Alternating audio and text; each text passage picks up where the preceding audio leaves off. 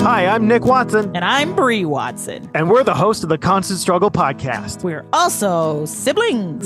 That too. Our podcast is about trying to balance art and life, creativity and chores, passion and paychecks. Each episode, we talk to an awesome guest. We learn about their art, their craft, and all the frustrating struggles that come along with the journey. So be sure to check out the Constant Struggle podcast on the Podcavern Network.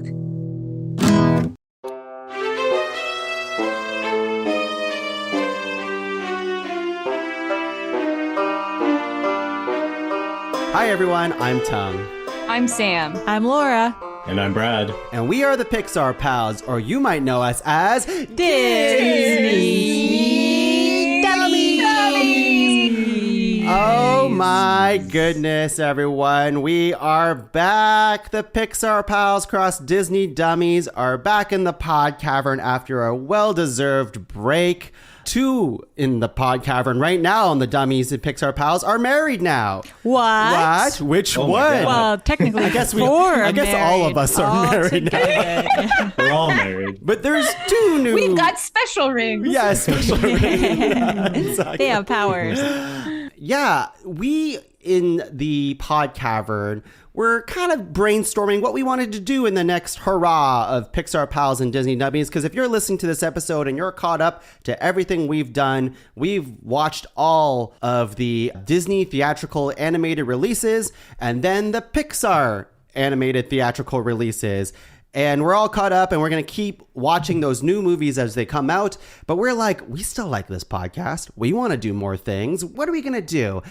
And was pondering a little bit, and Laura came up with this idea. I don't know when, but she wanted to do Pixar Shorties. I don't think it was my idea. Was it not? The name was just my idea. That's what I mean. Yeah. Pixar Shorties, or Brad, before we hit record, said Pickpa, which... No, Brad. We're shortening Bad. so it's Pals. Down. Pickpa. If it catches on, I will let it happen. I'm starting to warm up to it, even though I've only heard it twice. Pickpas. So we are going to be watching all of the official Pixar shorts. I think they are all associated with the movie. I could be wrong. I'm not sure, but... Oh, maybe not. Interesting. Interesting. Well, hang on. All right, okay. Right. There is a page on the Disney website, or the Pixar website, sorry, which lists all of their, I forget the exact term, but they're like official shorts. But Sam and Laura, you want to say something, so go ahead. I was going to say, we'll get to it. Oh, and I was just going to say, like, if we're all enjoying this ride and stuff, like, once we finish these official shorts, they did release a bunch of Spark shorts, which are different. They're different. But also Pixar shorts. So What are Spark shorts? Yeah, how about you tell us what those are, Sam? I didn't really research it, but it's a collection. Okay, like from my knowledge, without looking up anything, they're like a collection of shorts that they released on Disney Plus like a few years ago, and so I think they launched at Pixar like some sort of shorts program where people could pitch their own stories, and they all worked on them. Cute. So yeah, there's like a lot of, I feel like, cathartic stories that got to be told, and they're cute. So we could watch those too, is all I'm saying. For sure. But for now, we're going to just stick with Pickpa. I'm starting to like it. Sounds like a Pokemon and not a good one. But it is Pixar Shorties officially for the title right now. And what we're going to do every episode, this is the special limited run. And if we like what we're doing, maybe we'll go into the Sparks territory. But this is a special run where we're going to be watching and reviewing and talking about 4 Pixar shorts an episode, starting from the first one to whatever the latest one is. And I don't even think there's that many. I think there's about 20? Something around there. We'll 16 to 20. We're going to find out. Not too many. So this is definitely one of those special episodes in the in-between while we're figuring out what we want to do for the long term of this podcast. So we're going to go ahead and get started with the very first Pixar short that I have. And that is The Adventures of André and Wally B, which was made in 1984. And we're also I'm going to kind of spoil the rest of them so we can talk about nostalgia as well. We are also going to be talking about Luxo Jr. in 1986, Red's Dream, which I forget which year that was. You can 87. 87, and Tin Toy, which was probably 88 or 89. I don't remember. 88. So, Like me. Nostalgia, let's talk about that. Have any of you actually watched any of these before, like this week? You have? Yes. Oh yeah. Oh, wow. Okay. I have not. I have not either. Laura and I have watched all of the ones that we're going to be talking about today twice, but that's it. Yeah. What about you guys? Yeah. How did you come about these? I don't really remember them that well, but I know I've seen them all. I've definitely seen the Luxo lamp one several times, but the others, I mean, I don't know. These are definitely the ones I've seen the least of all the Pixar shorts. But I think I used to have like a Pixar shorts DVD. I feel like they had that at one point. I thought about purchasing it once. Yeah. I was going to say I had that DVD collection as well, and I was really excited when it was released. So I also, like the keen nerd I am, bought it, and these were definitely on it. So, and I think it was released in 2 volumes too. There was like, which seems weird for the amount. I don't know, but I feel like it was 2 volumes.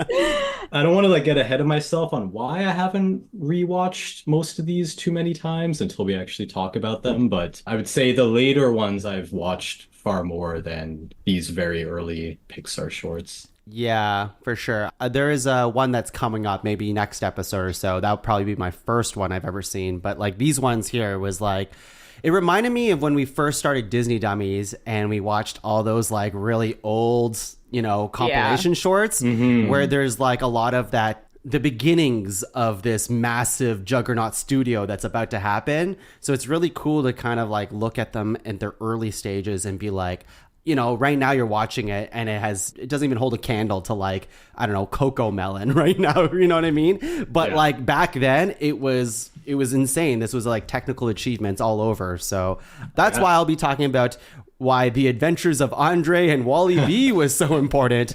But of course I have to talk about the summary, which will be over very quickly because this short is literally a minute long. So here we go. The Adventures of André and Wally B. We open on a sunrise. Trees are growing. We see kind of like a small passage of time, but rather just like the sun's coming up. We see someone waking up. That's André. He sounds like Donald Duck. That's weird. He's got like red pants and one of those like, I don't know what those hats are called. Almost like a pillbox hat, but it's not. Kind of what smaller. Aladdin has, like that type of hat. Yeah. You know what I mean? Or the Cylindrical. dudes that ride around in those little go-karts. I feel like I've seen them on The Simpsons before. Sure. Yeah, actually, yes. And we also get Wally B who enters the picture. Now, Wally B is a bee. Crazy. And then we get that classic orchestrated music that is, I wrote it down here, Overture Barber of Seville. Seville? Yeah. By, maybe you know the composer No, before go I ahead. butcher it? Go ahead. You already know it, No, don't please. you? I'd love for you to. Well, it's, God, his last name's Rossini. Rossini? Oh, Rossini? Rossini? God, yeah. First name, Giacomo? Oh, God. I thought you were just going to end at like, he's got a first name too. He's got a G, starts with G. Giacomo. Oh, I recognize that. Anyways, that music is playing. Wally B wakes André up, kind of like slaps his nose a little bit. Now they're like, there's a little rivalry that's going on. André tricks him with the classic look over there maneuver. And then there's a little chase that happens. Andre's running away. Wally B's chasing him. The bee catches up to him. And it's actually off screen. You hear like a crash. And then Wally B is going home with a bent stinger. And then André throws his Aladdin hat at the bee. End of short. That is it. Yeah. And that's what they were capable of. And what year was this again? This was 1984. Now, I'm going to share some quick Pixar particulars on this here. One of them being, I don't know who reviewed this, but IMDb has this short as 5.3 out of 10, which seems very mean for this is like a technical achievement movie. You know what I mean? Yeah. Like, obviously it doesn't hold a candle to like today's standards, but 5.3 out of 10 seems a little harsh. Okay. So this is a historically significant short film in the world of animation, and it is the first CGI short by Lucasfilms and was created by Lucasfilms, and which would later then become Pixar, obviously. It had groundbreaking technology as part of it, which we kind of talked about earlier. Well, it would split off from Lucasfilms because Lucasfilms kept doing its own thing. It Yeah. was created by Lucasfilms Computer Graphics, which later became Pixar. That's what I have. Right. Yeah. So yeah, there is groundbreaking technology with the use of motion blur and CGI. Had a more realistic sense of movement, which I guess is what, Wally B the Bee had. Here's a few other ones. Like John Lasseter's already credited this early in all these shorts and stuff like that. And apparently he had like quite not a heavy hand, because he didn't direct this thing, but he was already with this, the idea man, apparently, with this. This is the first appearance of the Pixar logo. It's the shortest runtime. I said 1 minute. That's what it says on Disney Plus, but according to the internet, it's 1.5 minutes, which The credits take a long time. I think the credits take, quote unquote, a long time. Those credits are crazy, though. It's like one person for every job, basically. Yeah. And some of them are like multiple jobs. There's a big legacy and influence in this film. We kind of already alluded to that, but it's considered pioneering work that laid the foundation for the development of more complex CGI films, which, that seems like a no-brainer. And there's no dialogue in this film, so that's a little fun fact. Well, there's Donald Duck noises. That's exactly. Which I was trying to look up why the Donald Duck noises, or like how that came to be, and it seemed... came to be Wally B. Anyways, we don't actually, I couldn't find why they chose Donald Duck and how they even got away with it, but it's strikingly Probably an homage. the same to Donald Duck. Yeah, I'm not sure. It's one of those voices that everyone can do like a decent version of as well. I'm not sure if there's Everybody want to do Donald real quick? Yeah, let's hear it. Whoa, that was pretty good. Shoot, that was Sam and Laura at the same time, by the way. I can't do it. I'll just hook you up. That's my That's not Donald goofy. Duck. And animation angle, I'm not sure if there's any more to add, except for, how it was a pioneer for the shorts to come and animation in general. Sam, Brad, did you have anything for Adventures of André and Wally B? I feel like all mine I'll probably tie into mine, looks the next one. Sure. So. For I didn't look anything up for it. I feel like when I was watching it, the main things I noticed was everything was pretty solid, but then every once in a while it would get super stretched. Like they zip off a screen at one point, and I was like, oh, that was pretty good. They really stretched the character as well. I think it's also important to remember that Tron came out in 1982, and then 2 years later they made this, which is insane for all the trees, the foliage. They have generic textures for the ground. I do remember him running away, and he's just clipping through the grass, and they're not planting his feet at all. But and I'm pretty sure at this point they were still mathing everything out. It's not like now where we can grab things and move stuff around. It'd be plotting points, like a graphing calculator, where it's you put in the equation, or you plot all the points and the X and Y axes and everything. Now you're and talking, then it Brad. spits it out. Yeah, so Math. that's kind of what they were dealing with back then, which is pretty crazy. And I mean, I know John Lasseter did he animate on this one? He animated on this one, right? Yeah, I'm pretty sure he did. Yeah. His name's in Which it. I just forget exactly where, but it's not, he didn't direct it. That's all. We're definitely going to be talking a lot about John Lasseter, I feel like, on this one, and he is kind of a piece of shit person, but yeah. Oh, here we go. He contributed to the story, character design, and animation. So quite a few things. He was basically on these first shorts on the first ones that we're watching today. At least it's all John Lasseter basically. He does so much of them, especially later on with the directing, the animating, the story. It was almost a one-man show, which is crazy. So as bad of a person as he is, it's still pretty crazy and impressive. I'm going to go right into a hot take over here. So hot take, there's barely an adventure in the adventures of André and Wally B. And also, there's no adventures in this short film. There's literally one maybe adventure. Which I don't know. He was sleeping outside. Yeah, that's an adventure. He woke up. He ran away, got stung, and threw a hat. That's at least 4. Some may say that's part of the same adventure. No, he ran through the woods with zero regard for his safety. Mm-hmm. And the main climax of the short happens off screen. That's a great narrative technique, Tom. Yeah. So maybe there was adventures off screen. Anyways, let's move on. For Sam, you want to present your short? Yes, I present you listeners with Luxo. Are you trying to do French? Lux. No, I was like, I don't know if I've said it out loud. Luxo Jr., not Lux. I feel like we've said it out loud for all of the Pixar. I'm sure we have the Luxo Luxo ball. Yeah, I don't know why I struggled so much. Okay, Luxo Jr. Spoilers, yes. So we've talked about Luxo before because he kind of becomes an official mascot, so to speak. Anyways, this short is not much longer than Adventures of Wally B and whatever. I think it's like a whopping 2 minutes, and it is 1986. So 2 years later, but it gets a 7.3 on IMDb. Oh, so shit. It's the highest ranking of the 4 we're talking about today. It probably is the best one out of the 4. It's definitely the best. I would say so as well. Well, the plot is really just you're watching 2 lamps, the parent lamp and the baby lamp. The parent lamp, I have read, is a father because, I don't know, the internet felt weird and needed to gender this lamp. It's a father. That's actually one of my hot takes was a question. Are these lamps related? Yeah, so the big lamp is the father lamp and the little lamp is the child.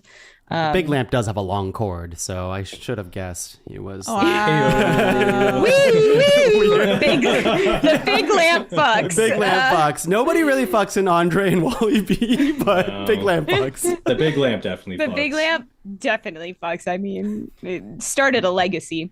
So big lamp and little lamp are just sticking around and they're playing with a ball. There's a little ball and the little baby lamp is playing with it, nudging it around, rolling it around. Then he hops on it.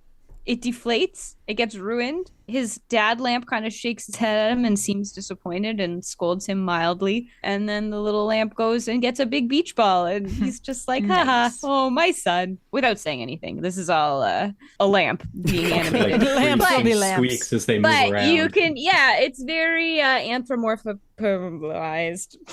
Nailed it. You want to try that one again? Anthropomorphized lamp. Yeah, there you go.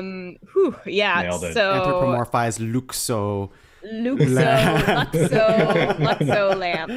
So that's the whole plot, really. Is he finds a little ball, he swishes it, and he gets a bigger ball, and his dad is kind of just like, haha, my boy. And that's essentially it. I'll read some did you know kind of stuff, and I feel like all of these are kind of the same. So again, it's just like the beginnings of Pixar after it got bought out. So like this one's only 2 years after the first one we talked about.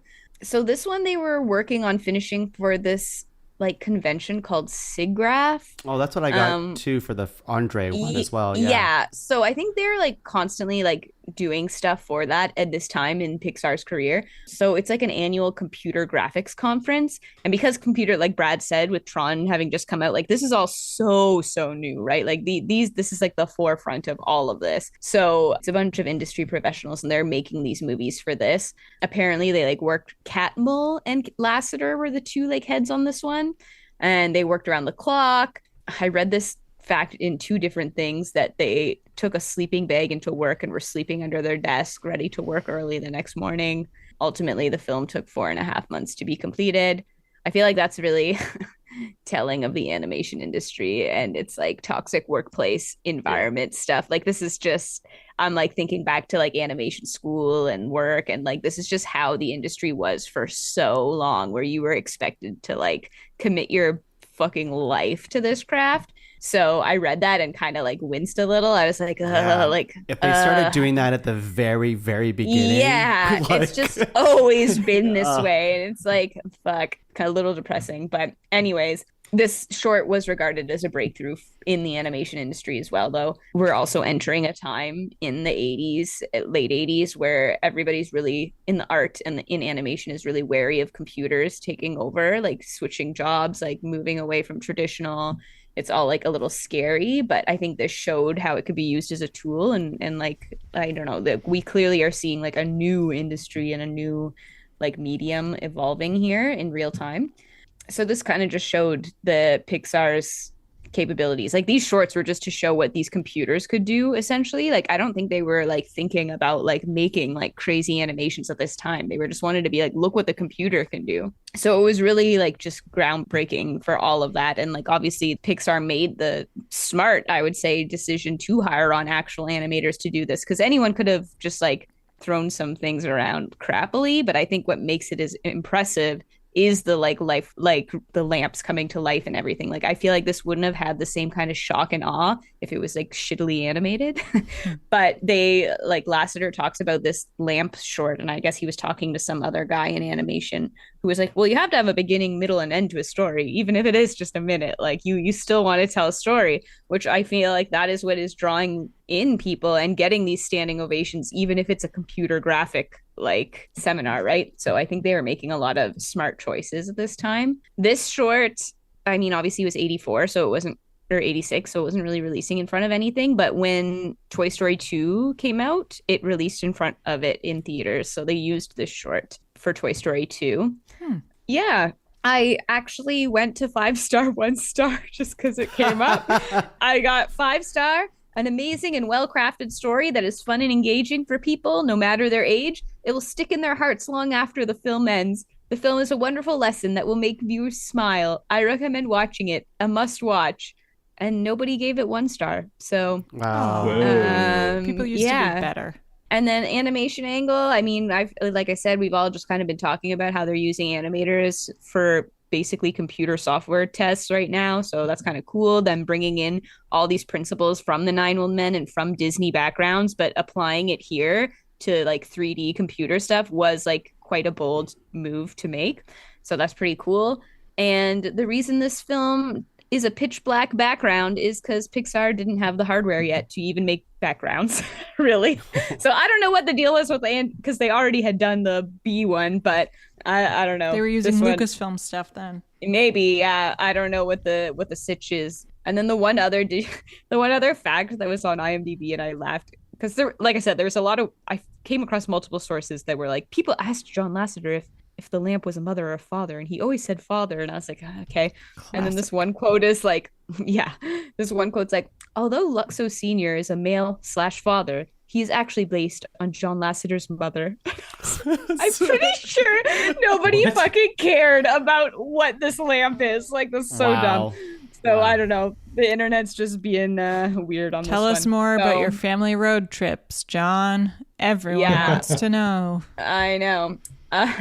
Just wait till we get to Cars. Okay, but yeah, that is Luxo Jr. Wow. And now that little lamp is with us forever as like the logo and opening little thing of Pixar movies. It's true. It went places. Hey, is there any... And the ball and the lamp went places. That's right. So... Still here. Still thriving. Does anyone have any hot takes for Luxo Jr.? I mean, there's not much to work with here. R.I.P. Luxo Ball. Oh, because it deflated. It comes back. Don't worry. I forgot about 5-star, 1-star for Andre. So there was no 1-star. There was no 2-star, 3-star, or 4 stars. There was only a few 5 stars. And this one says, incredible. Wish I could give it 1,000 stars. Cute. So there you go. And I also want to clarify that on the Pixar website, these shorts that we're doing are theatrical shorts. That's what it says on the website. So Interesting. Yeah. Interesting. That's right. I think it is Laura. Let's talk about Red's Dream. So this was a 1987 film, similar to the ones before it. It opens with this vintage looking Pixar logo, which we don't really see anymore. And it also opens to the sound of a sexy saxophone. We're in a rainy alley, maybe in New York City, who knows?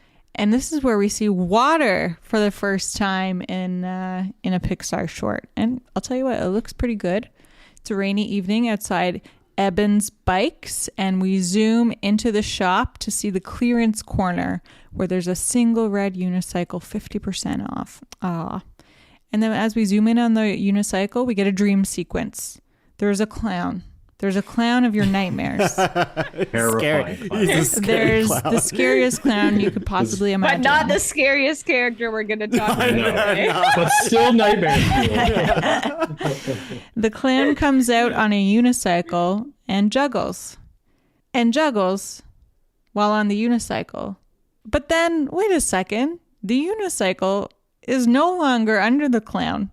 But the clown is still somehow floating while juggling. But the unicycle catches one ball and it's bouncing it. It can juggle too. And then suddenly the clown looks over, sees the unicycle juggling the single ball, realizes that the unicycle is no longer under it, and then the clown falls to the ground. The unicycle steals the balls and the show. And then we exit the dream sequence, and we're back in the bike shop, and the unicycle sadly rolls back to the sail corner and the leaky bucket and rests. And then the rain continues to fall, and the sax continues to play sexy music. Done. It's such a bummer ending. It upsets me. I'm Short upset. was not great. This thing. I mean, I'm just sad. yeah. Although I will say, like, it was the one that, like, really, like, I felt something from it. Like, it was a bummer. Like, that's what it was. It was a bummer, and I felt sad for it. These other shorts were kind of there, but this one, I'm like, This one made you feel something. It's so sad. I can't believe it ended like Has that. anyone ever seen The Bicycle Thief? It's like the most depressing movie ever. It reminded me a little bit of that, with maybe smaller consequences. So in terms of the source material / how the production, this was a group effort from Lasseter, William Reeves, and Eben Osby. And it was sort of like a few different ideas combined. So Lasseter had been developing the story of a circus clown who was upstaged by its unicycle. William Reeves had been working on like visuals for a city during a rainy night, and Eben Osby had wanted to animate a bicycle. So the three of them kind of combined their ideas, and that's where Red's dream came from. Got some Pixar particulars here, quite a few online. On the wall near the clearance section, a clock can be seen, and it contains a picture of André from André and Wally B. Towards the end, after Red's dream, apparently there's a Luxo lamp left of the André clock. You may have noticed the floor of the circus ring is painted like the Luxo ball. And speaking of theatrical releases, so this is the only Pixar short that was never released with a Pixar film. However, it was attached to 3 theatrical showings of one of Disney's greatest films. I'll give you a hint. It came out in 2004. Anyone? Is it 2004? Anyone? Home on the Range? Home on the Range. Oh, no. And it's on God. Disney Plus. Red and Lumpy, who I'm guessing is the clown because he was real lumpy, appear in Toy Story 2 on the television screen. Yeah. And Red is also seen in Wally as part of Wally's collection, which delights me to no end because it means that Red found a home. Oh, it's true. Isn't Okay. that It has so a happy uplifting? ending. It takes a long time, though, Yeah. for that to happen. Yeah. Animation angle, a few quick, or really just one quick thing I found online. This is the only Pixar film that used the Pixar image computer for rendering, but there were a lot of limitations on that computer, so only the dream sequence of the film is rendered on that, and there's no motion blur. Could you confirm that there's no motion blur, Sam and Brad? Yes. Great. I couldn't. Very I convincing. As couldn't long tell as the there's no difference. follow-up questions, yes. I also looked up reviews, and similarly, there were no 1 stars. So instead, I'm going to share a 5-star that I think sums up both the 5-star and the 1-star perspective. 5 stars, it's awful, and I hate it. 5 stars. And finally, hot takes. First of all, this clown is the reason people are afraid of clowns. And secondly, this could be set in the same universe as The Incredibles. If The Incredibles had more interesting set design. I said it. I said it. Oh, wow. that I was interesting. not expecting. It's not that interesting. I was not expecting Wow. Am I these wrong? hot takes to be that hot in the The first round set of Pixar design Shorties. of Incredibles. Am I wrong? Brad? Yes, you're Yes. right. I'm right. I'm right. No, you're wrong. No. The It's not even a Incredibles, the hot first take, it's a wrong Incredibles, take. The Incredibles, we talked about how boring the sets were. What? No, I've literally got the art book behind me. No, they were all about the texture design and is the so good. fabric, but the backgrounds were just like giant block buildings. You're insane. We gotta go back and roll back the tape. I said Roll what back I the said. tape. I thought we said like the human faces in Incredibles was the thing. It was the and then- texture, it was the fabric. That was their big thing, and they like skimped a little on the buildings. But you're saying this short is better for No. I didn't say it was good. I said it was more interesting. Oh wow. More interesting. Yeah, because the Incredibles set design was really bare bones until we get into that sweet mid-century modern house. mean, that is a Oh, hot that's the take. second one, That's isn't what it? the segment's for, I That's guess. The the hot second take. one. Yeah. Wow. Wow. I think this is a scarier It movie than the movie It. That's a good hot I've take. never too. seen it, so I can't confirm. Well, you know, or deny. Pennywise the clown. Not He's as scary as Lumpy. No, Lumpy's terrifying. That's what I'm saying. Now, That's does terrifying. Red the unicycle fuck? Or does he only fuck in his own In his dreams? dreams, Where yeah. he's good at In his dreams, juggling. I don't yeah. think so. Oh, little One of those red. racing bikes in the shop definitely Yeah. fucked, Yeah, though. they fuck. They're Yeah. real shiny. All right. Very hot takes. I was not expecting any of that. Brad, take us to our final short. All right, yeah, we're getting to Tin Toy from 1988 now. So what is that? 6 years? 6 years after the first one? No, 4 years. 4 years. 4 Sorry, years. I was thinking about Tron. So 6 years after Tron, 4 years after the first Pixar. It opens up with the camera panning across a textured wood floor, and we're seeing all these baby toys on the ground. We see a box that says Tin Toy on it, and then we finally the camera settles on this what would you call like a one-man band, little tin soldier, not a soldier, but like Yeah, one-man marching band. One-man Yeah, like- marching Yeah. band. He has the Yeah. accordion. He has the drum behind him. yeah. Must be a name for Cymbals, that. whatever. It kind of reminded me of those like Christmas, like Nutcracker style Or like those little toys. monkeys. Like the way it was built, yeah. Yeah. But it's like a one-man band version of that kind of a Nutcracker looking toy in a way. Very shiny though. It had that like Windows logo, window shine on its head most of the time. So we quickly see it's alive because at first it's like all part of the toys and then its eyes start moving. It's looking around, clearly just had been unboxed, taking in the world around us, when suddenly the most terrifying looking baby you've my ever seen in your God. life There's this thing. crawls around out of the This darkness of the room next door. This baby is more nightmare fuel than that clown. in Yeah. the movie, sure. For sure. That's not even a hot take. That's just fact. And No, like when we watched it it the is a second fact. time today, we watched it 2 days ago and then another time today.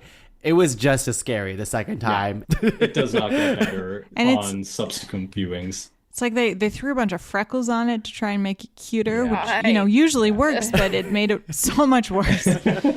Yeah, so this baby is terrifying. It crawls out of the darkness, like sliding along on its belly, looks like a monster, and it gets to where all the toys are, just starts shoving toys in its mouth. There is drool, which I was like, oh, that's pretty impressive. There's like fluid simulations and stuff happening. I don't even know if they could do that back then. I kind of feel like that was probably hand animated. But the tin toy is like clearly horrified by what this baby's doing. And then we get what I have in quotes is a cute sneeze, because I feel like it was intended to be cute, but it was like terrifying because the baby's terrifying.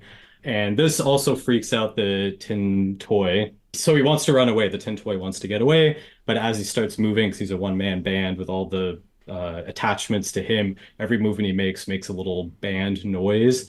So he kind of takes a step and there's a little noise, nothing really happens, takes another step. And then as he starts to go, the baby like realizes he's there. And then this whole like chase sequence, if you could call it that, starts. Oh, this is also the longest short, by the way, everybody, at like 5 minutes. So buckle in, 'cause this can take a while.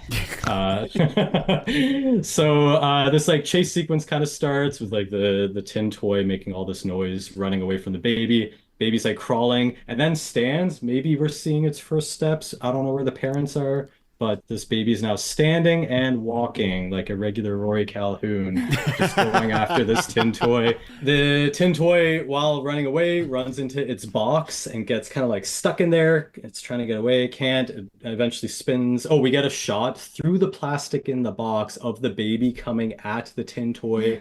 Even more terrifying than the regular baby because it's like a funhouse mirror type effect on it. The tin toy eventually escapes the box, zooms past the baby, and gets under this couch where it meets all these other terrified toys that are under there that are all shaking, clearly scared. The baby's making its way to the couch, falls over, there's a good solid beat, and then like most children started crying. Which, side note, I saw like 3 kids fall when we were in PEI. And it was like hilarious because there's always that like fall and then like silence and then crying. It just makes me laugh. But when this so the baby falls, it's also sort of like hovering above the ground. Yeah. It's like its so belly scary. is solid, and it's like Yeah. a turtle on its back, but on its belly. That was my hot take, Brad. The baby looks more like a turtle than a baby. So all the other toys are still clearly terrified by this crying baby out there, but the tin toy kind of starts playing with its accordion thing, and you can kind of see it dawn on this toy that the baby was happy when it was playing with it, so maybe its music will bring the baby joy again and stop the crying, and the baby can play with it. So the toy leaves the couch, kind of saunters over towards the baby, starts getting the baby's attention. Eventually, the baby starts playing with the toy very roughly, really tossing the tin toy around, basically like throws the tin toy away. Tin toy's like kind of still scared seeming at this point, like anticipating more childlike abuse, but pretty quickly realizes that the baby is now distracted by this box, or not box, but It's like a paper bag. Yeah. Yeah, that was there. Which again, where are the parents? This baby's got a bag on its head. But so yeah, now the baby's got this like bag on its head, and now the tables have turned, everybody. Plot twist. The tin toy is now offended that the baby won't play with it.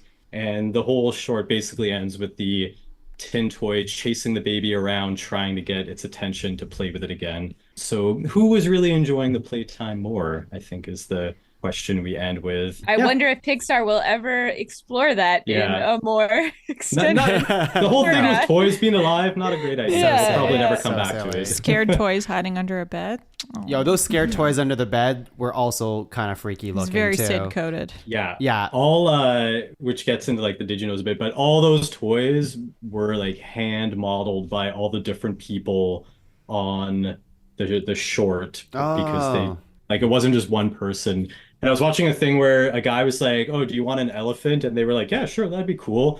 And the dude like basically created a program in order to plot the points to create an elephant to put under there. Wow. Which is like fucking insane for back then. Wizard. Yeah. So it's another John Lasseter one. I think this one he did the story, directed, I think you're right. was like one of the main, not the only animator, but like one of the main animators. And then there was like 3 or 4 others from what I remember, credited as additional animators. John Lasseter was saying he was watching a video of his nephew playing with toys. And basically every time this baby picked up a toy, like I feel like most babies just like immediately shoved it in its mouth.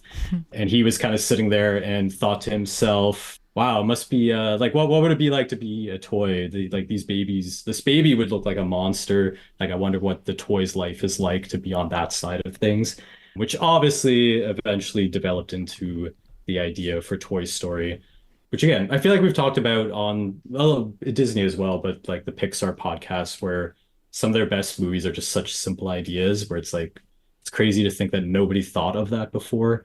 So yeah, pretty cool. And this was their first use of the marionette program, which I'm pretty sure I've talked about before on Pixar, where it's like their in-house animation program, or at least used to be. So this was the first time they used that. It was also the first time they used RenderMan, which is their in-house render software. I was watching a thing where it was a much later filmed, kind of probably like a special in a way, where they were thinking back to this and they were talking about how primitive it looks. They even brought up how like terrifying this baby looks.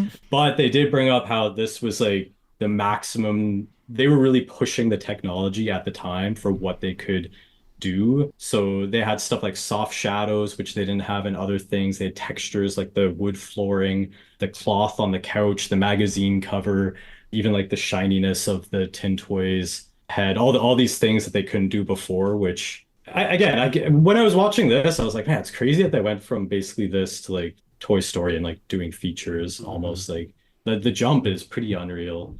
So this was also the first computer animation thing in general to win an Academy Award, I believe. I forgot to mention Luxo Jr. was the first to be nominated, though. Nominated for animated best animated short, right? Yes. I don't think they would have had an animated short at that time. It was computer animated short. Yeah. Yes. So and then this was the first one to win. And yeah, obviously, like I said, out of this grew the idea for a Toy Story. The Tin Toy, aka Tinny, made a cameo in Toy Story 4. He was in the pinball machine when Woody and Bo Peep go to meet Duke Kaboom. Oh, no way. Oh. Yeah. That's like all the did you knows I have. It does look good though, like else. the jump between pretty Andre good. and like this one, like it's pretty. Like, there's some stuff. The toy looks good. Yeah, the toy looks good. Yeah, like his eyes. Ignore the Set baby. looks- Yeah, I was like Yeah. looking at the Tin Toy's like facial expressions. You're like, oh, like you're getting the emotion of this toy, and it's like what 1988. And it's like it's pretty good, like what they're doing. Pretty cool. It's pretty dynamic overall. Like, yeah, impressive how far they came just in those few years. I did find a 5-star and a 1-star. Oh, wow. Wow. Okay. If any I know. movie was going to have a 1-star, it was probably this one. So my 5-star is from Nelson Tack, maybe. This animation is so great. And I like how Tinny went to the baby because he was crying. So it was really cute. That's the 5-star. Great review. Very nice, Nelson. Thank you. Catherine Hess has the 1-star review. I should have looked up the years that these were put in. But Nightmare Fuel. It's scary and the baby has a full diaper and the parents should change it. But still, Nightmare Fuel. Yep. That was their 1-star review. That diaper is solid looking. It is like a brick. The baby my other is hot solid take. looking. It does- Yeah. That parents diaper are- doesn't look like it's going to absorb much. The parents aren't coming back. Like they're just gone. They're like, oh, this No, we no. birthed this demon child. demon Yeah, demon we baby. don't done. need this. We don't Yeah. need this. The baby That- was like an actual baby though, right? Like it said Billy as himself or something at the end in the I'm sure credits they or had a something. real baby voice. They just had his Voiced. Yeah, I think just- like voiced by the baby, which was also funny in the credits where it said like, what was it like babies watched by John Lasseter or something like that, Oh, and it listed no. like 5 babies. Oh, That didn't funny. age well. Yeah, but yeah, I don't know. It's hard for me to weigh which is. I mean, obviously the baby is scarier, but the clown is also like I don't know. They're both terrifying. The clown doesn't even have lips. It's just like face paint with like bumps to imply a mouth, and at least the baby kind of has features, but baby scarier. Ooh, I'm saying yeah. it. Baby, I'm saying it too. Baby Yeah. scarier. And hot take. That baby is Sid. Was my hot take. Whoa. He grows up to be Sid. They do have similar heads. Similar heads, similar nightmare toys underneath the bed. Like I feel like it's him. It has to be. And I do feel like, to be fair to Pixar, they won't really nail like people until basically The Incredibles, which we all know now Laura hates that movie. So Yes. Hate it. so Laura I hates The think her hot Incredibles. take- Sam hates Inside Out. We all know this now. I feel like Laura's hot take is this baby was better modeled than The Incredibles. My hot take is that the parents aren't in this movie because the baby killed them. And my hot take is this baby could probably kill Jack. Whoa. Yeah, probably. Maybe Jack has more powers, but one look from this I don't know. baby, you get a heart attack from that thing. I think You can't kill this baby. Oh, True. yeah, that People baby. have tried. Yeah, that paper bag at the end of this short film tried to kill this baby, and it's probably still alive. The baby just pulls its Yeah. diaper over its head. It's a helmet. It's a shield. It's whatever it needs to be. Yeah. Yeah, and that's Tin Toy. All right. Well, that's our little micro episode of Pixar Shorties. I imagine a lot of our next few episodes are going to be this length, but I got to say, it's kind of refreshing to have like a summary that's literally like we did 4 summaries in less time than half the time it takes to do one summary. I don't know. Disney and Pixar packs a lot of story into those later shorts. true. We'll see. It's not our fault. It's not our fault. Anyways, yes, join us next time for another episode of Pixar Shorties. Those shorts are going to be Knick Knack, Jerry's Game, which was what I was alluding to earlier, For the Birds, and Bounden. So I've only seen Some one of the bangers. 4. Oh, actually, I've maybe seen 2 of the 4, I think. Did people have favorites from these 4? I would say probably Luxo Jr. I think is the obvious Luxo. winner. Yeah. I think so. I feel like did if you're gonna really- watch any of these 4, it's got to be Luxo. Luxo's so cute. If we're going to rank them, because we might as well, we have time. Luxo Jr. at 1, let's just say, because we already established that. I would probably take Andre. I was gonna say Red's Dream. Tin Toy is just too scary. Yeah, but it has a story and like is kind of funny. Yeah. Red's Dream is heartbreaking. Red's Dream Red's is. Dream upsets me. It's a beautiful story, but the visuals Red's Dream are is scary. last for me. Let's Let's not rank them. Let's not rank them. Wow, this is interesting to me. Okay, for me, my personal ranking: Luxo Jr., Andre 2, Red's Dream 3, Tin Toy 4. That's where I'm at. Tin Toy 4. Tin Toy 4. Tin Toy 4. Tin Toy, most impressive one. But I don't know. That baby just really doesn't. You want do to it hear for me. something crazy? I was looking at an article by someone at Vulture. So whatever, it doesn't mean anything. You heard me. You heard me, author of this article. But they ranked the 30 Pixar shorts. Last place, 30, is Andre. I believe it. Adventures of Andre. Yeah. But Tin Toy is 11. Oh my gosh. 11. Oh my god. Okay. The Where's only- Red's Dream? 2? Number 2. Laura. It's a great little movie. No. Only reason Andre's 2 for me is because it's historic and it's in and out. It is the most in and out thing I've ever watched. Like 1 minute, it's done. Are you kidding me? I would do Luxo and then Andre, then Tin Toy, and then Red's Dream last. Yeah. I never need to watch Red's Dream again. Oh, me neither. The other 3 I would watch it again. Well, good thing we're not actually ranking Well, it here on we the are. podcast ranked. Otherwise, we would be arguing about these shorts for so long. Laura's but- gonna come in with Bambi. Red's as Dream an is the alum. Bambi. Exactly. All right. Well, that's it for today's episode of Pixar Pals, Disney Dummies, Pixar Shorties, whatever you want to call it. We'll be back for another special episode in our limited series here. But until then, Laura and Sam are going to sing us out. I was gonna I don't know, sexy jazz music. I was doing the That lamp. was your sexy jazz. What's the B music? I think you're doing Flight of the Bumblebee. Right, I am. Maybe you two should just do the regular sign-off music.